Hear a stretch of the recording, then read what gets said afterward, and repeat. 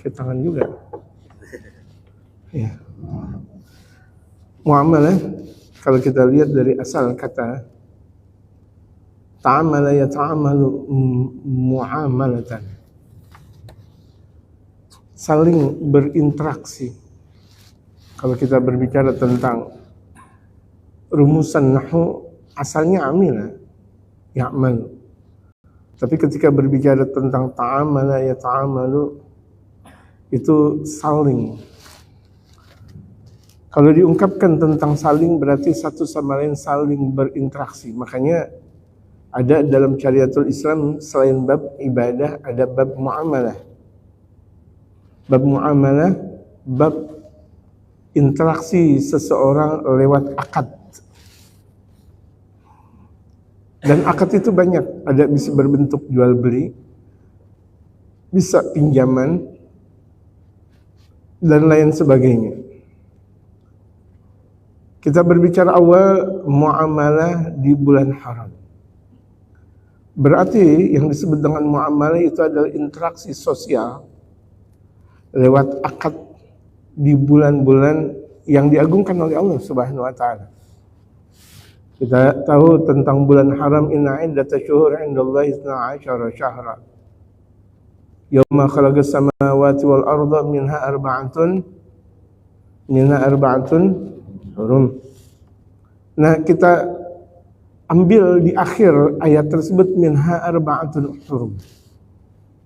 Dalam 12 bulan yang diciptakan oleh Allah Subhanahu wa taala buat kita itu ada 4 bulan yang mulia. Bulan Dzulqa'dah, bulan Dzulhijjah, bulan Muharram. Itu 3 bulan yang berketerusan disebut dengan bulan yang diagungkan oleh Allah Subhanahu wa taala. Nah, sekarang kita bulan Dzulqa'dah, Dzulhijjah dan Muharram. Jadi 3 bulan ini berturut-turut Allah agungkan kita. Amin. Amin.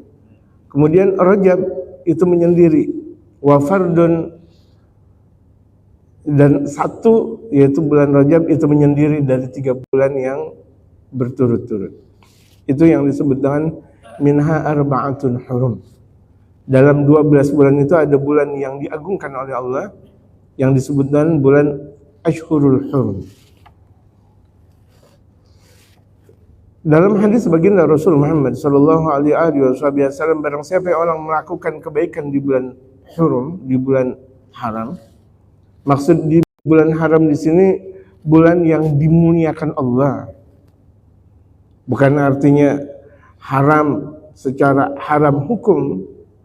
Bisa secara haram hukum orang melakukan kebaikan di bulan haram ini dilipat gandakan, sebagaimana juga orang melakukan keburukan di bulan haram ini dilipat gandakan.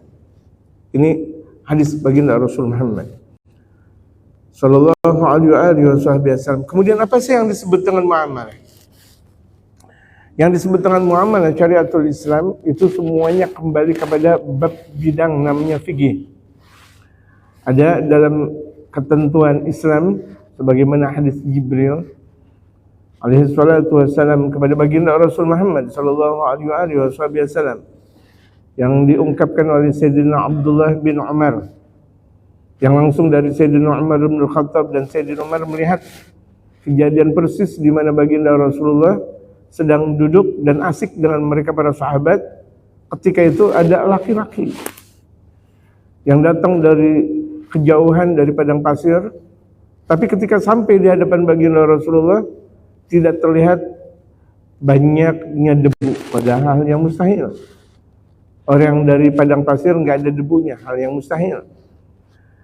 Rambutnya masih terlihat klimis hitam, kemudian gamisnya masih terlihat putih, terlihat dari jarak jauh dari padang pasir. Tapi ketika sampai, putih gamisnya itu masih mencolok, hitam rambutnya itu masih terlihat.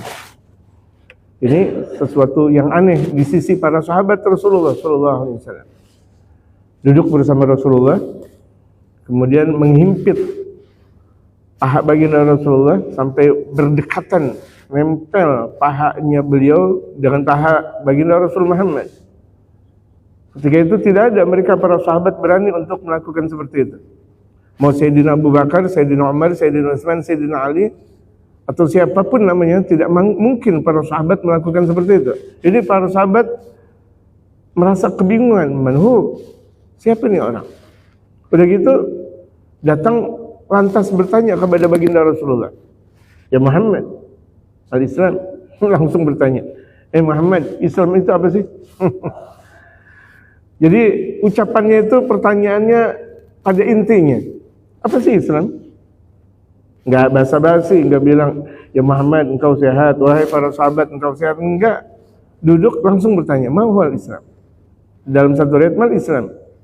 Rasulullah langsung menjawab, al-Islam anta syahada an la ilaha illallah wa anna Muhammadar Rasulullah, tuqima shalah, tuti zakat, tasum Ramadan, wa tahujjal bait man istata'ta ilaihi sabila. Dijelaskan dengan rukun Islam.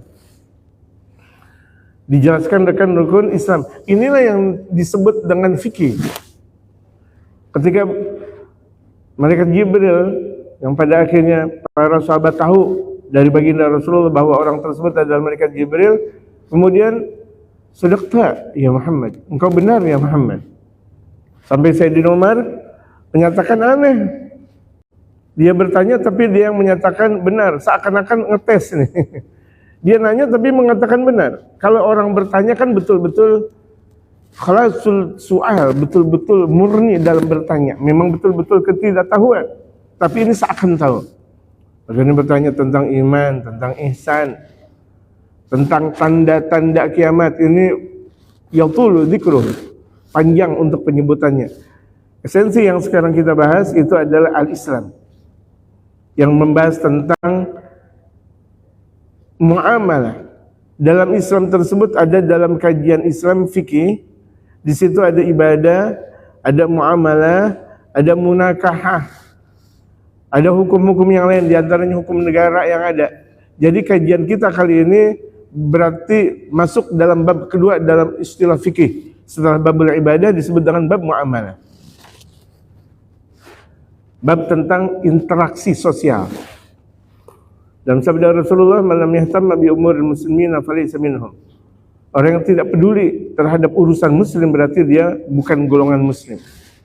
Kita tidak peduli tentang muamalah kita baik atau tidak. Interaksi sosial kita dalam jual beli atau dalam perdagangan secara umum misalnya, atau interaksi tentang berbagai macam hukum syariat, tapi kita tidak peduli, seakan kita tidak pernah mau memahaminya, falaysa minhum, maka dia bukan kelompok siapa? Bukan kelompok umat Rasulullah Muhammad sallallahu alaihi wasallam. Jadi kajian tentang muamalah hukumnya wajib. Asal segala sesuatu muamalah kembali dalam istilah usulul fiqih, al-aslu fil asya al-ibahah. Segala sesuatu asalnya boleh. Dengarin jemaah. Segala sesuatu hukumnya boleh.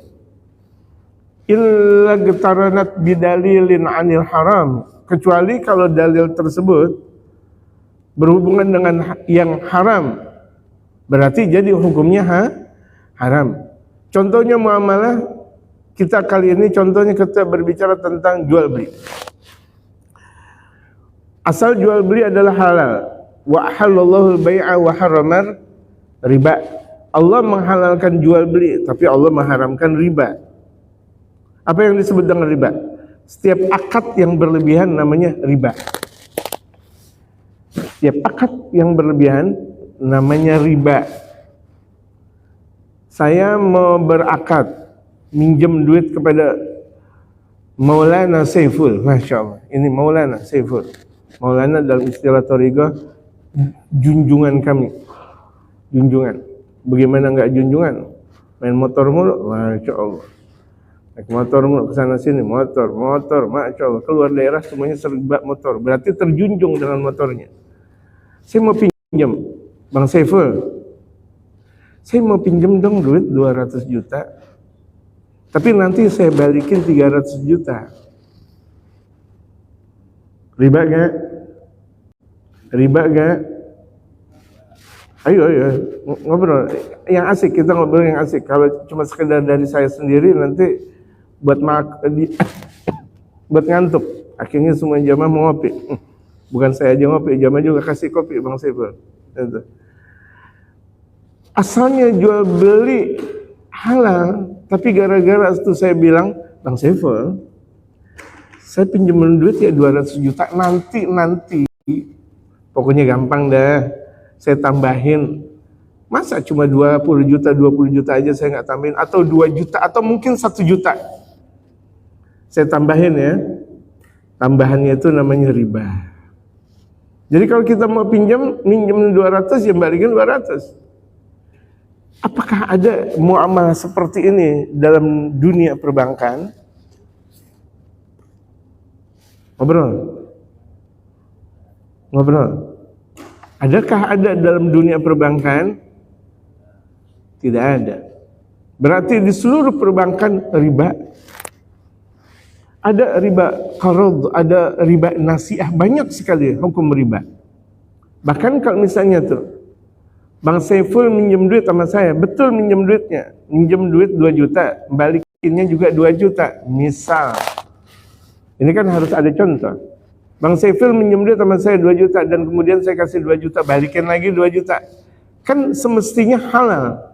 Tapi sebelum saya kasih duit kepada Bang Saiful, ini duit ada 2 juta, tapi bersihin motor saya dulu dong.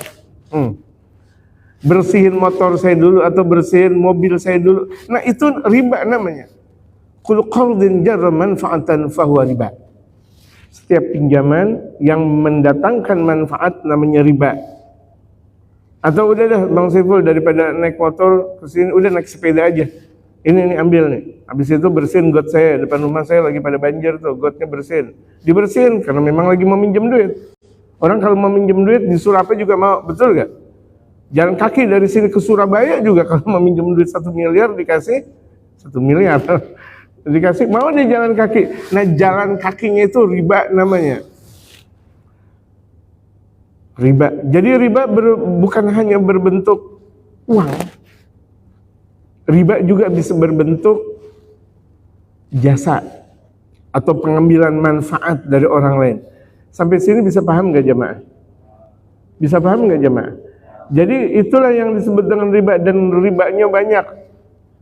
Itu disebut dengan riba qarad. Kullu qardin jarra manfaatan fahuwa riba, dalam sabda baginda Rasul Muhammad sallallahu alaihi wasallam. Berapa banyak jual beli dipengaruhi dengan riba. Minjem duit di bank ada riba, kemudian berbagai macam aneka dan sebagainya, minjemnya atau kredit. Saya mau tanya, kredit, kalau kredit asal motornya 30 juta, kita ngangsur pada akhirnya juga 30 juta, itu boleh hukumnya. Ini motor harganya 30 juta cash. Kemudian ketika kita ngangsur, jumlah akhirnya entah 2 tahun 3 tahun tetap 30 juta, itu namanya halalan thayyiban. Cuma permasalahan, adakah angsuran seperti itu? Jadilah riba. Jadilah riba.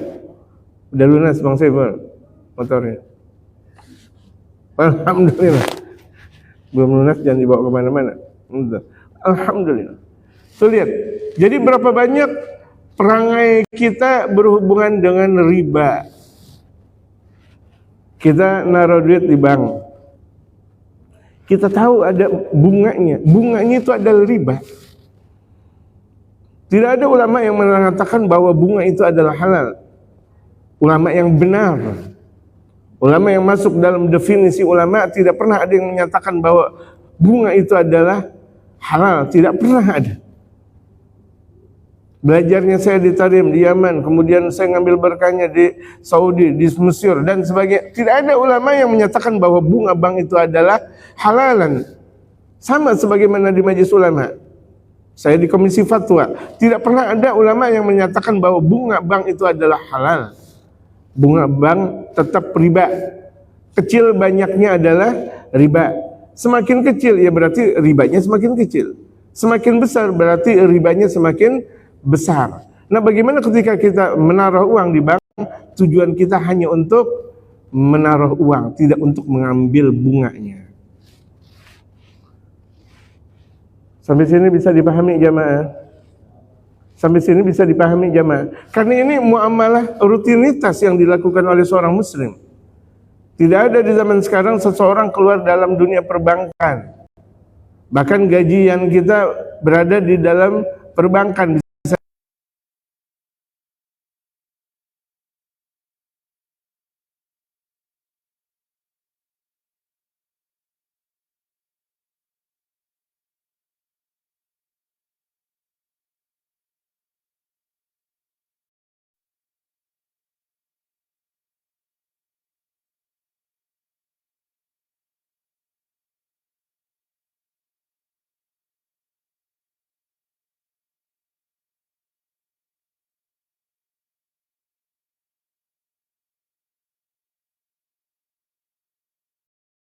Permasalahan riba oleh baginda Rasulullah Muhammad sallallahu alaihi wasallam, kemudian dijelaskan oleh berbagai macam madhab yang ada. Mazhab Imam Abu Hanifah kah, Imam Maliknya kah, atau Imam Muhammad bin Idris Asy-Syafi'inya kah, atau Imam Ahmad bin Hanbal. Jadi segala bentuk muamalah kalau berhubungan dengan riba maka hukumnya haram. Atau segala muamalah tapi berhubungan dengan judi, al-maisir. Judi. Innamal khamru wal maisiru, jelas dalam firman Allah Subhanahu wa taala. Innamal khamru wal maisiru wal ansabu wal ajzlam wal rijsum min amali syaitan. Najis itu dalam firman Allah. Allah berfirman najis. Fajtanibuh, tinggalkan. Jadi kalau misalnya kita berhubungan jual beli kita, muamalahnya kita dalam sosial masyarakat kita berhubungan dengan judi, maka hukumnya haram. Ada kan sekarang judi online, halal atau haram, namanya aja judi. Mau judi online atau judi tidak online tetap hukumnya haram. Mau judi secara langsung yang ada di pulau mana? Pulau mana? Pulau mana? Ayo jangan pura-pura nggak tahu. Biar jamaah aja itu dulu yang jawab, kemudian baru saya sebutkan. Di pulau ini, di pulau itu, Masya Allah berapa banyak mereka orang-orang kelas besar berjudi di sana dengan miliaran dan sebagainya. Miliaran, untungnya luar biasa, tetap haram. Sesuatu yang berhubungan dengan judi, drivernya, security-nya, orang yang kerja dalam dunia perjudian semuanya haram. Kasino, bukan dulu kasino Indra, kasino tempat perjudian.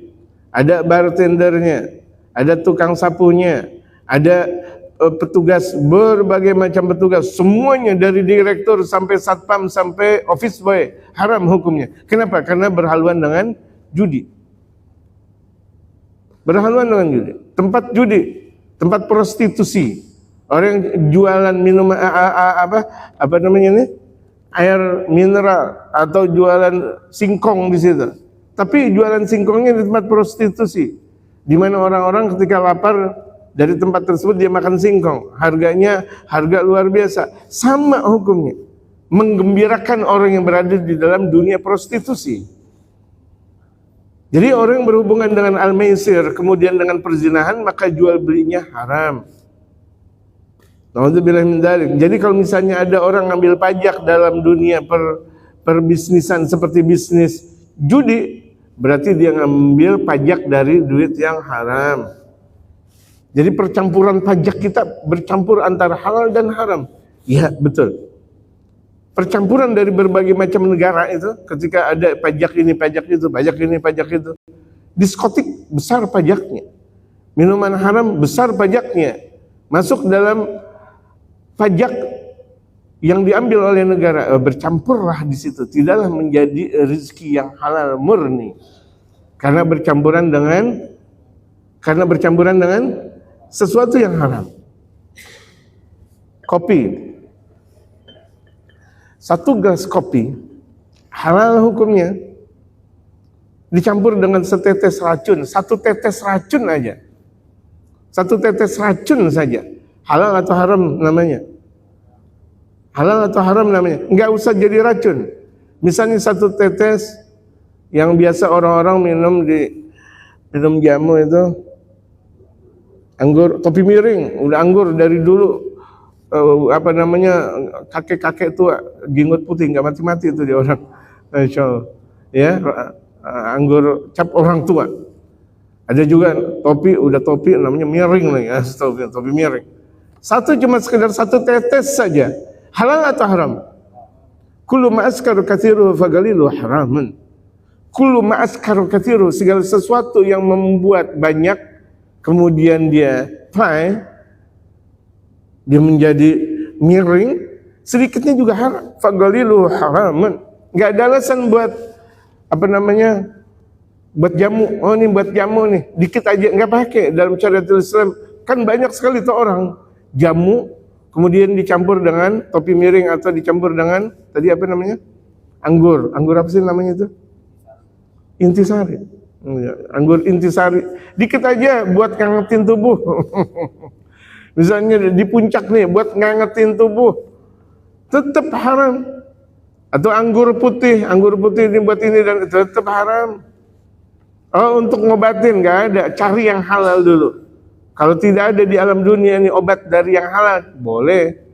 Misalnya nih ada orang misal DBD atau DBD ya, demam berdarah atau apa sih yang terlalu capek yang nggak boleh kerja apa-apa? Tipes, pakai cacing misalnya. Cari obat yang lain dulu, jangan langsung cacing. Ya jemaah, cari obat yang lain dulu. Ini udah lama enggak sembuh-sembuh. Ada cacing. Campur kopi gitu. Jalan terakhir. Itu pun yang tidak menjadikan cacing tersebut itu adalah racun.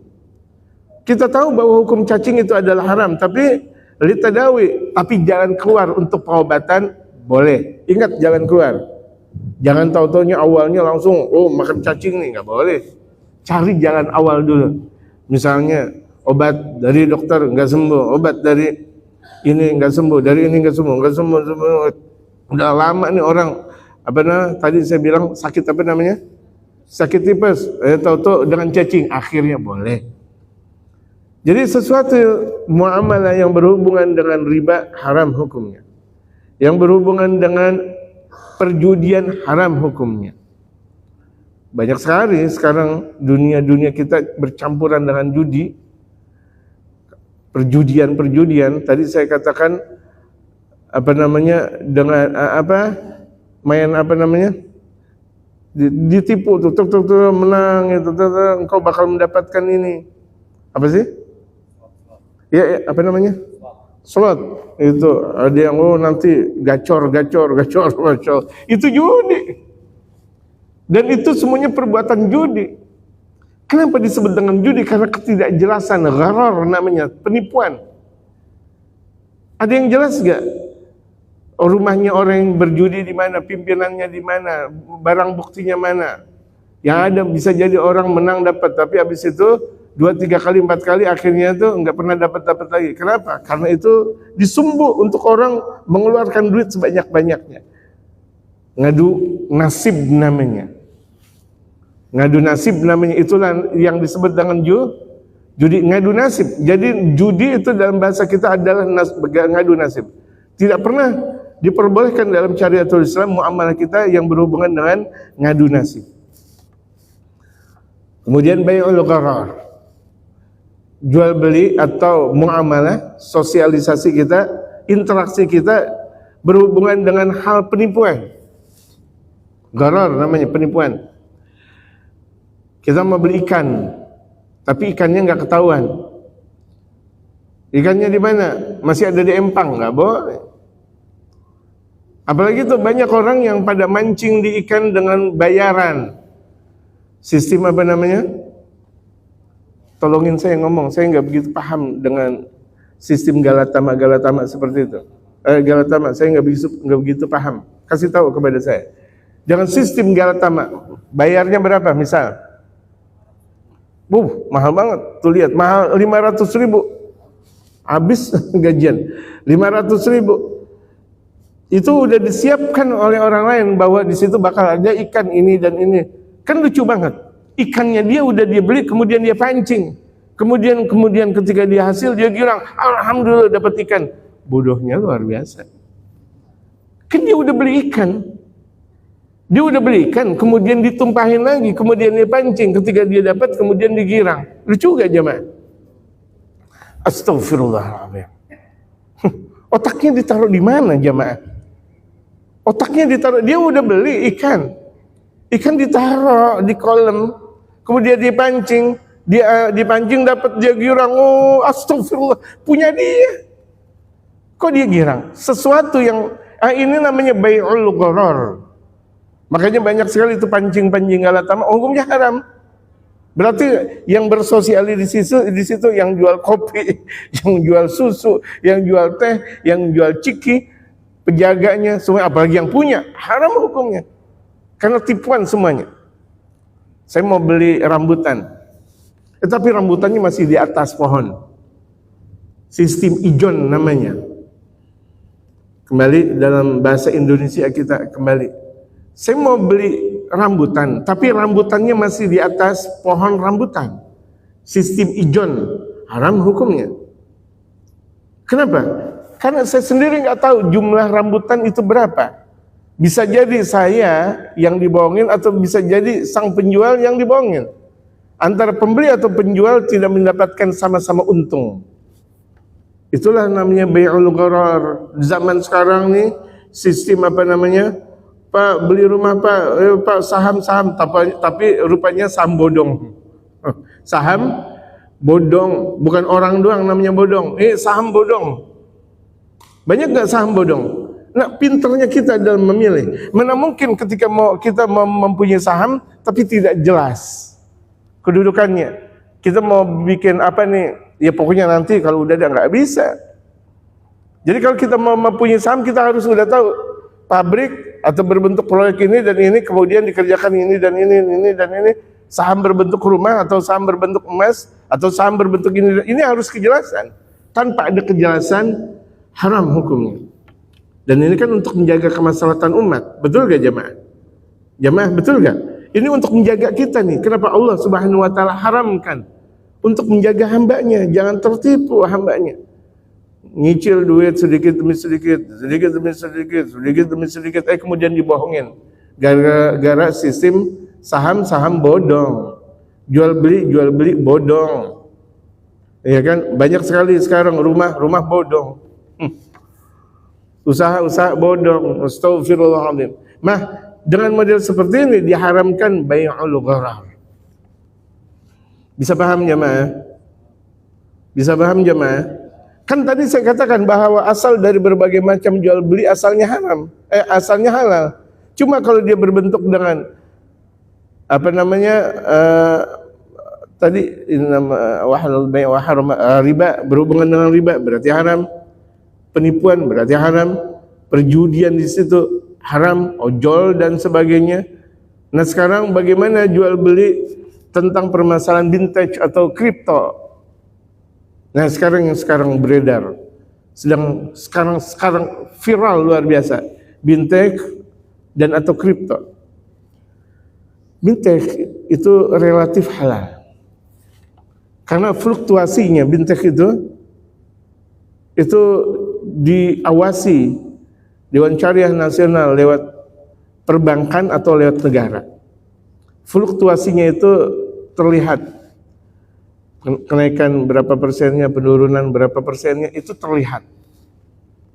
Ada sistem nasihat di situ, ada sistem penguatan ekonomi di situ. Ya kan? Seperti kalau misalnya kita mau beli somai lewat lihat tukang gojek kita apa namanya? GoFoodan itu kan dalam masalah vintage dan sebagainya. Bisa paham gak jemaah? Dengan kredit khusus misal, itu tidak dimasalahkan dalam syariatul Islam. Yang penting tidak ada ribanya di situ. Pertama, kemudian tidak ada penyalahgunaan dalam perbuatan tersebut, dalam muamalah tersebut. Tapi kalau kripto itu fluktuasinya sangat tinggi sekali. Tahu kan kripto? Tahu kan kripto? Oh, udah, nggak usah dijelasin lagi. Alhamdulillah. Jadi kalau kripto itu relatif diharamkan lewat syariatul Islam. Kenapa? Tidak ada kejelasannya. Kripto itu tidak ada kejelasannya dalam perbankan nasional atau perbankan keislaman, atau juga bahkan negara tidak mendukungnya. Artinya negara tidak penuh dengan pengawasan total sebagaimana bintek yang ada. Maka dari itu di Majelis Ulama Indonesia dan di berbagai macam majelis ulama-ulama yang ada di dalam dunia internasional ini, mereka lebih mengkhawatirkan tentang permasalahan kripto daripada bintek. Sampai sini ada pertanyaan jamaah, karena semakin luas juga pembahasannya. Saya mengharapkan bagaimana jamaah itu bisa memahami sedikit, tapi bisa memahami. Dan ini kalau misalnya kita lakukan di bulan Muharram, hal-hal yang tidak diridhai oleh Allah Subhanahu wa taala, dosanya lebih banyak. Berjudi di bulan yang lain dosa, betul, tapi di bulan Muharram lebih besar. Melakukan riba di bulan yang lain dosa, tapi di bulan sekarang nih kita berada, di bulan Dzulqa'dah, Dzulhijjah, Muharram, dan di bulan Rajab, itu dosanya berkelipatan, sangat luar biasa besar. Apapun yang dilakukan keburukan di bulan haram, Dzulqa'dah, Dzulhijjah, Muharram, dan Rajab, apalagi di bulan suci Ramadan, dosanya itu berkelipatan. Dia melakukan satu, bisa bandingnya 1 juta, atau minimal 700.000. Bayangkan, satu dosa,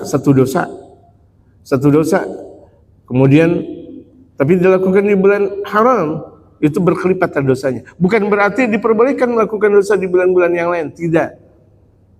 Balasannya yang datang dari Allah lebih berlipat ganda. Demikian dalam sabda Rasulullah Muhammad sallallahu alaihi wasallam dengan tegasnya. Ada pertanyaan, dipersilakan. Saya ngaji di sini, perjalanan saya lebih lama daripada ngajinya. Ngajinya di sini saya lebih lama daripada ngajinya. Ngajinya di sini jam kurang, jalannya saya macet pulang pergi. La haula wala quwata illa billah. Makanya saya mau ngaji sampai 2 jam. Tahu-taunya jam makan belum pada makan. Betul kan? Belum pada makan siang. Bismillah.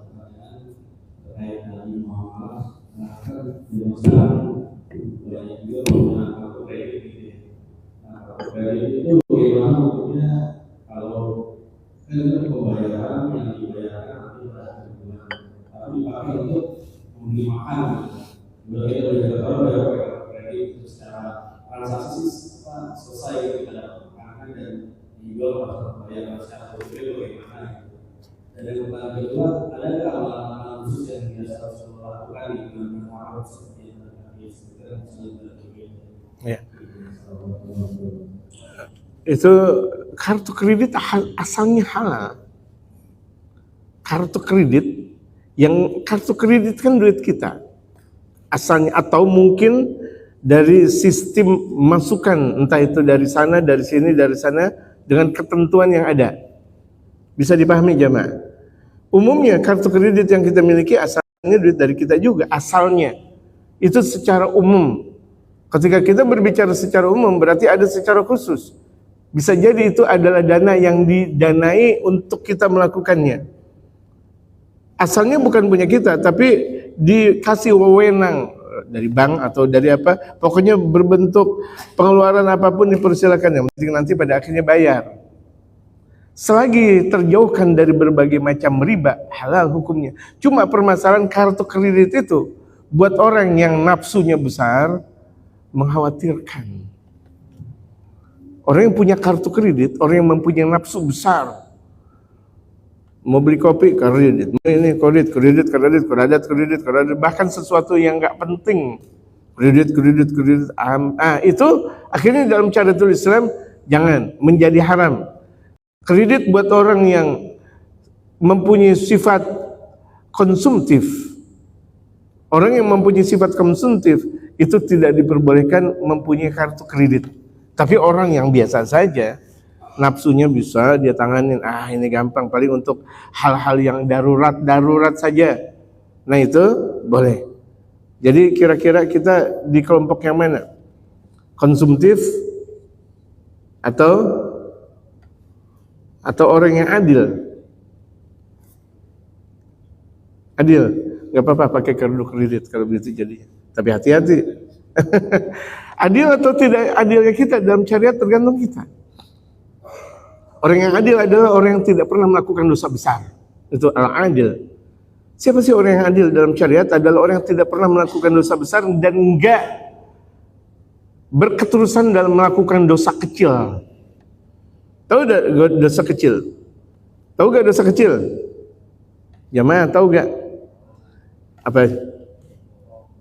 Bohong dosa besar. Bohong dosa besar. Bohongin orang. Punya duit enggak? Padahal dia punya duit, dia bilang enggak. Itu dosa besar. Bukan dosa kecil. Siapa yang bilang bohong itu adalah dosa kecil? Oh kalau begitu jadinya berapa banyak karyawan bakal berbohong dalam dunia usaha. Dosa karyawan untuk berbohong. Dia kerja jam 7, dia masuk jam 8. Dosa besar. Koruptor tuh dia. Paham jemaah? Akhirnya tuh ketika kita mendapatkan, kalau setiap bulan saya nggak dapetin sih. Saya nggak dapetin kayak begitu. Gajian. Itu gajian bisa jadi haram. Kenapa? Masuk jam 7, jadwal jam 7, kemudian masuk jam 8. Pak Jenderal, yang kacamata, ada gak karyawan Bapak yang kayak gitu? Ini, Bapak siapa? Pak Heri, atau Pak belakangnya Pak Heri? Itu yang, Pak Hadi. Karyawannya ada gak yang kayak gitu? Ada, haram. Datang jadwal jam 7, masuk jam 8. Kan nanti dapat gajian-gajian juga, dosa. Ngambil duit dosa itu. Koruptor. Jadi yang disebut dengan koruptor bukan hanya ngambil duit. Masuk jam 7, datang jam 8, dosa besar. Kemudian tuh duit gajian kita buat anak dan istri. Atau ya Allah, naudzubillah min dzalik, istri yang tadinya solehah menjadi tidak solehah. Anak yang gampang diurus banyak pada akhirnya tidak digampang diurus. Kenapa? Karena koruptor tentang waktu. Jangan kita teriak koruptor di negara sebentar kita adalah tukang koruptor. Betul jamaah? Jamaah. Jam 7 masuk, datang jam 8. Udah gitu jam 9 udah ngopi. Jam 10 udah baca koran. La haula wala quwata illa billah, atau main HP. Kerjanya mana? Pulang jam 4, jam 3 udah mandi kayak tukang bangunan kayak gitu. Jam 4 tuh selesai, jam 3 udah dia mandi, udah ngerokok, udah makan dan sebagainya. Dosa besar yang seperti itu. Nah itu namanya muamalah yang tidak baik, haram hukumnya.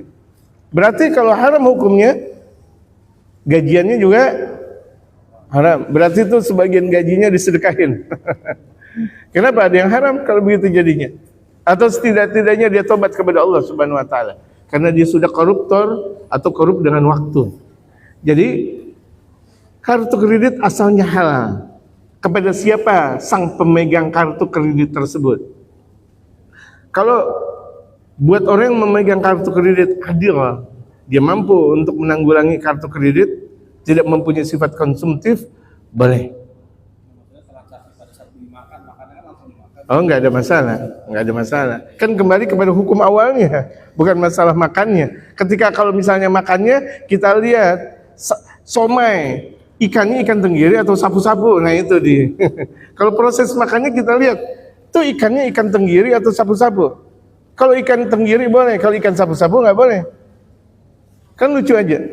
Di bawah luar biasa koruptor yang sangat luar biasa, kemudian tahu-tahu pembahasannya ikan sapu-sapu. Lucu juga gak?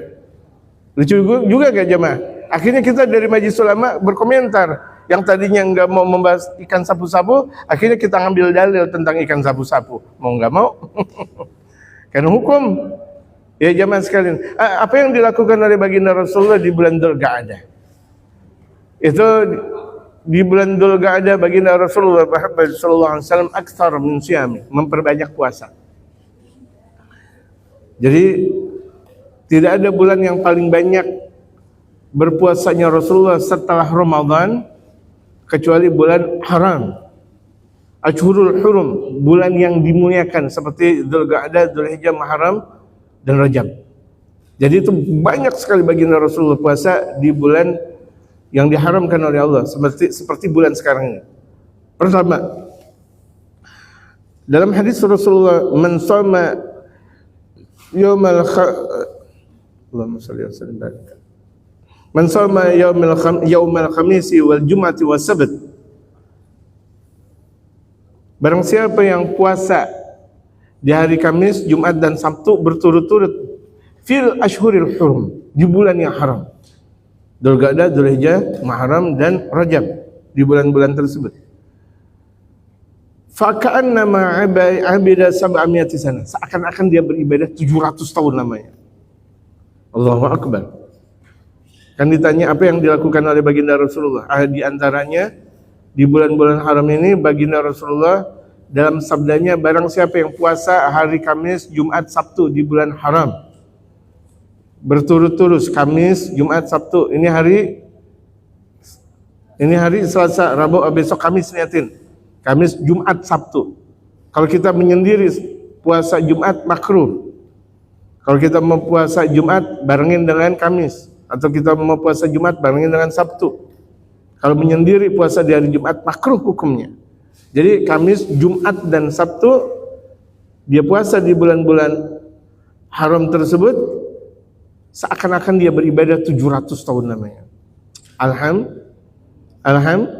Alhamdulillah. Baginda Rasulullah di setiap bulannya puasa Ayyamul Bid. Ayyamul Bid di tanggal 13, 14, 15 Hijriah. Apalagi di bulan haram. Di bulan seperti bulan sekarang ini. Orang yang mendirikan puasa Bid 13, 14, 15 di setiap bulannya, faka'annama shoma sanatan, seakan-akan dia puasa 1 tahun namanya.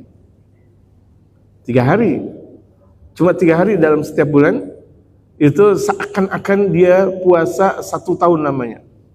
Ada di antara kita yang puasa 1 tahun namanya? Ada gak? Belum ada mungkin. Tapi dengan 3 hari itu seakan-akan kita puasa 1 tahun namanya.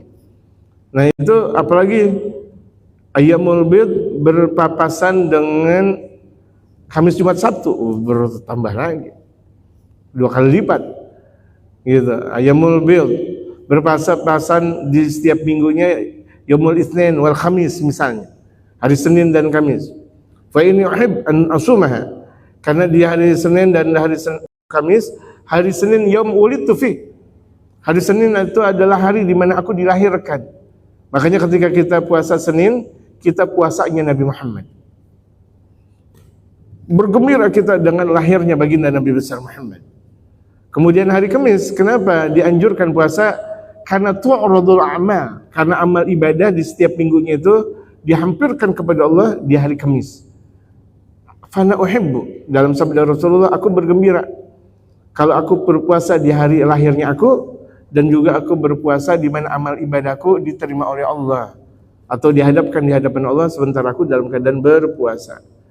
Itu diantara amalan baginda Rasulullah Muhammad SAW yang beliau lakukan banyak sekali di hari-hari haram, seperti di Dzulqa'dah.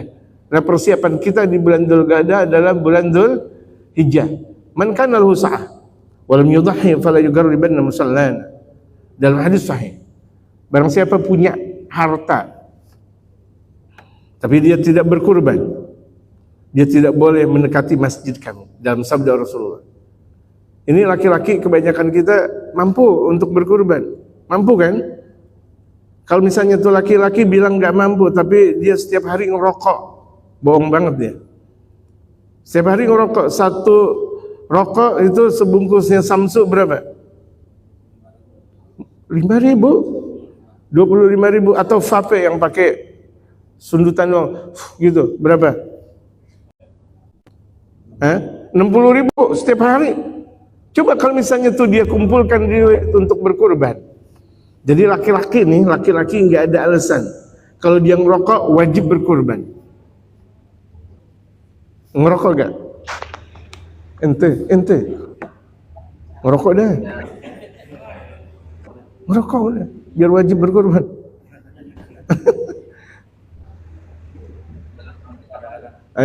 Berarti kadang-kadang wajib.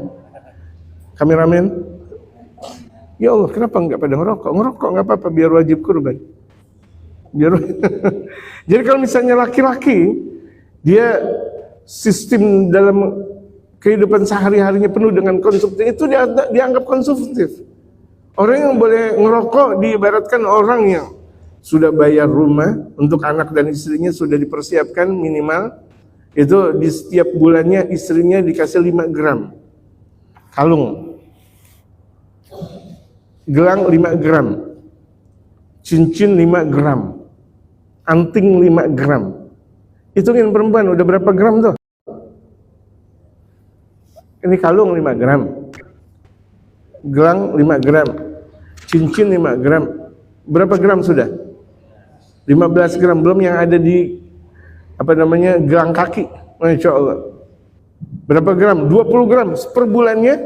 Kalau sang suami udah menyiapkan istri 20 gram emas buat istrinya, kemudian dikasih beli belanja yang berkelebihan, kemudian makan minum yang berkelebihan, bukan ngepas banget, makan dan minum ngepasin, sekira-kira dia habis makan nggak ada tambahan lagi, ngepas seperti itu.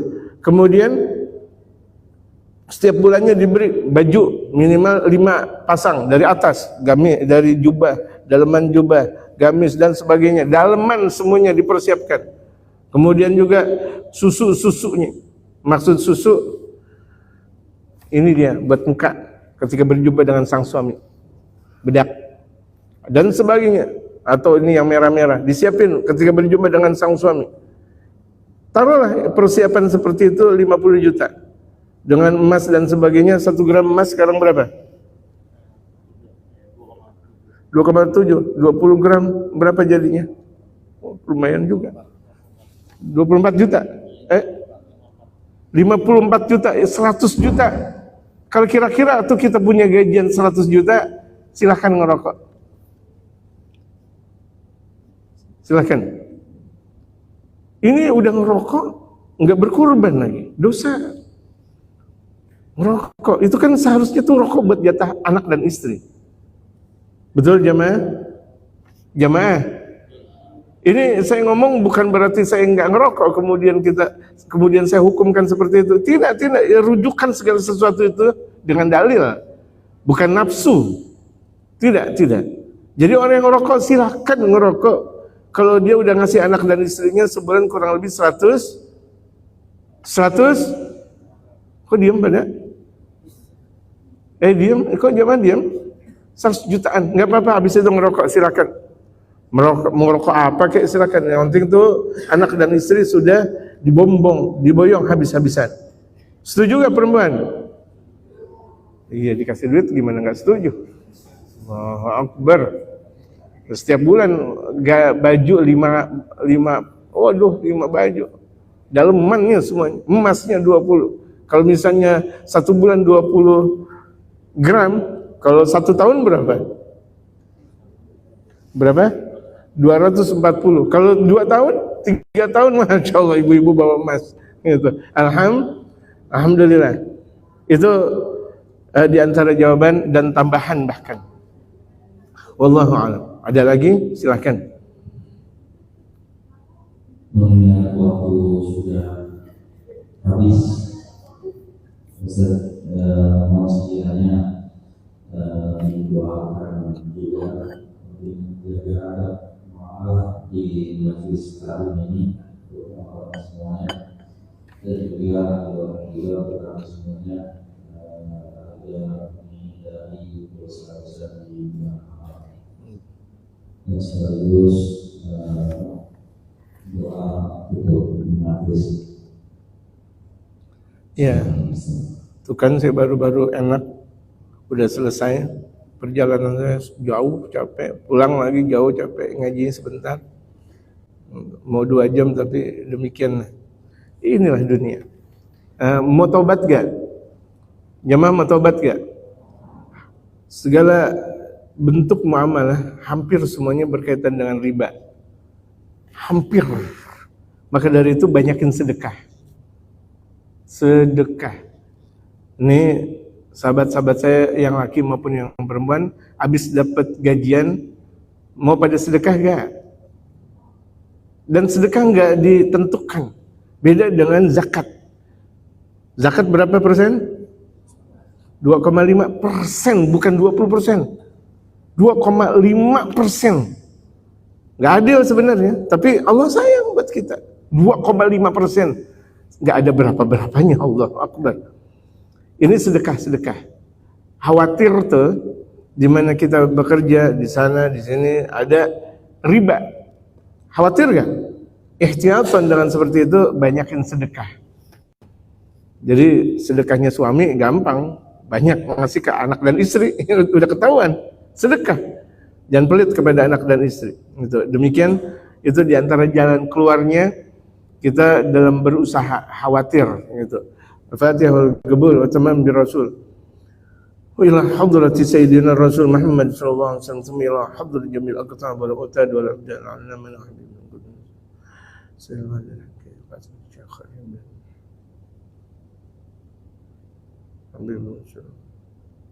حضرة النبي الفاتحة بالعنك في مزيده ربنا لك الحمد كما ينبغي لجلالك الكريم ولعظيم سلطانك اللهم صل على سيدنا محمد وعلى آل سيدنا محمد اللهم اغفر لنا ذنوبنا ولوالدينا وارحمهم كما ربونا صغارا واجعلنا وولادنا صالحين عالمين وعاملين مخلصين عن كل شيء ربنا آتنا في الدنيا حسنة وفي الآخرة حسنة وقنا عذاب النار ربنا تقبل منا إنك أنت السميع العليم وتب علينا إنك أنت التواب الرحيم وصلى الله على سيدنا محمد النبي الأمي وعلى آله وصحبه وسلم سبحان ربك رب العزة سلام على المرسلين بالعافية.